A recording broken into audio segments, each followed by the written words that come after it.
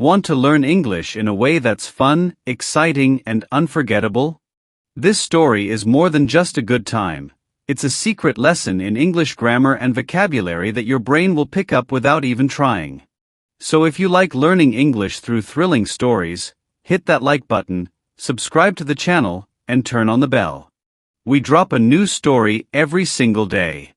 Jason didn't expect anything strange to happen when he opened his mailbox that afternoon. He had just returned from the grocery store. The sun was still out, and everything around him felt normal, too normal. But inside the mailbox, hidden under some coupons and an electricity bill, was a black envelope. His name wasn't on it. There was no stamp, no logo, no return address. Just one word written in silver ink: compete. Jason took it upstairs to his apartment.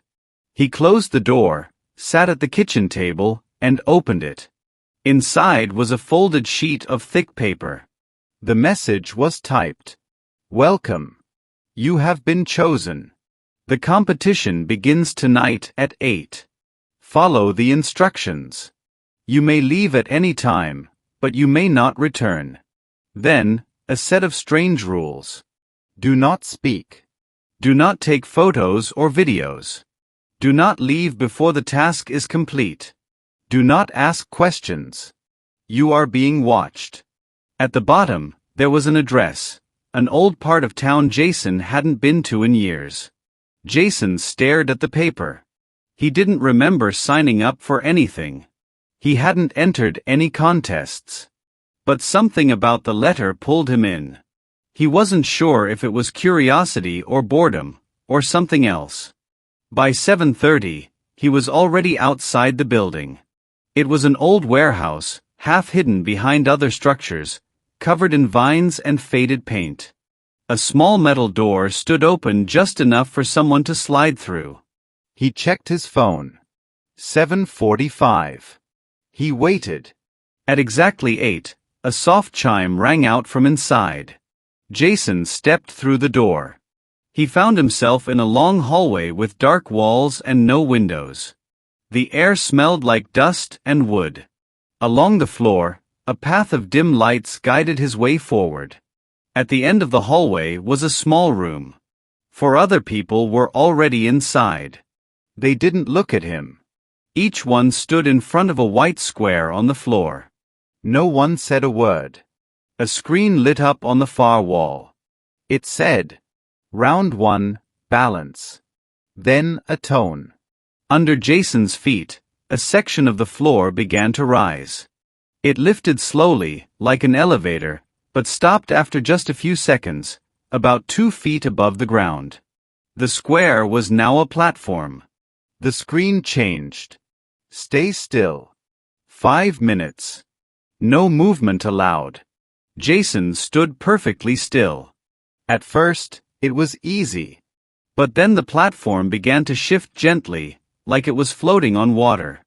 It tilted a little to the left, then a little to the right. Jason adjusted his weight slowly, trying not to move his feet. Someone to his right slipped and fell with a loud thump. A soft bell rang, and red lights flashed under their platform. They were gone. Not hurt, just no longer there. Jason couldn't see where they had gone. There was no exit, no door. It was like they had vanished. 4 remained. After the 5 minutes ended, the platforms lowered. The screen changed. Round 2, trust. The floor opened, and 4 identical doors appeared in front of them. Choose one. Only one is safe. Jason hesitated. There were no clues. No signs. No hints. He stepped forward and opened the second door from the left. It creaked as it moved. Beyond the door was a dark tunnel.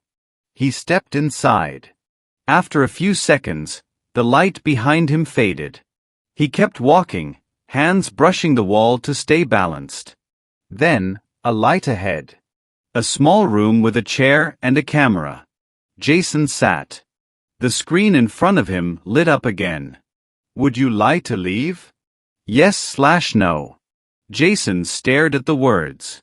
Something felt wrong. He looked again. Would you lie to leave? Not would you like. Lie. It was a trick. He pressed no. The door opened. He was back in the central room again, but only 2 others had returned. 3 remained. The screen changed. Round 3, memory. The lights flickered, and objects appeared on the floor. A red shoe. A glass bottle. A toy car. A feather. A coin. A candle. You have 30 seconds. Remember everything. Jason studied the items. He repeated them in his head. Then, darkness. When the lights returned, all the objects were gone. In front of him, a board with 6 boxes. Put them in the right order. He reached out and began placing objects from memory. Red shoe. Glass bottle. Toy car. Feather. Coin. Candle. He hit confirm. A green light blinked under his platform. 1 other person got it right. 1 didn't. Now it was just Jason and someone else. The screen displayed. Final round, choice. 2 chairs appeared in the middle of the room, facing each other. Only one may leave. The other must stay. Both must agree. Jason sat. The other contestant was a tall man with tired eyes. Neither of them spoke. They stared at the screen. You may leave if you are chosen. You may not return. The winner decides. Then the words changed. Jason has been chosen. He froze. How did they know his name? The screen asked. Will you leave? Yes/no. Jason looked at the other person. The man sat still, not moving, just watching. Jason hovered his hand over the screen.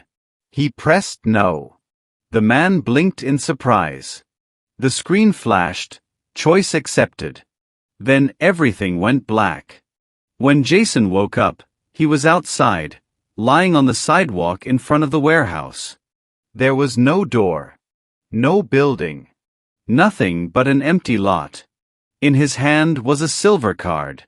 It said, "You may return when ready." Without realizing it, you just learned a ton of useful English. Past tenses, conditionals, imperative forms, and more, all wrapped inside a thrilling story. That's the magic of learning through narrative. Your brain remembers what matters, because it felt something.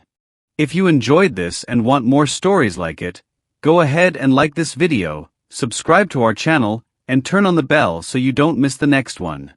And now tell us in the comments. Would you have stayed in Jason's place? Why or why not? Let's see what kind of choices you would make.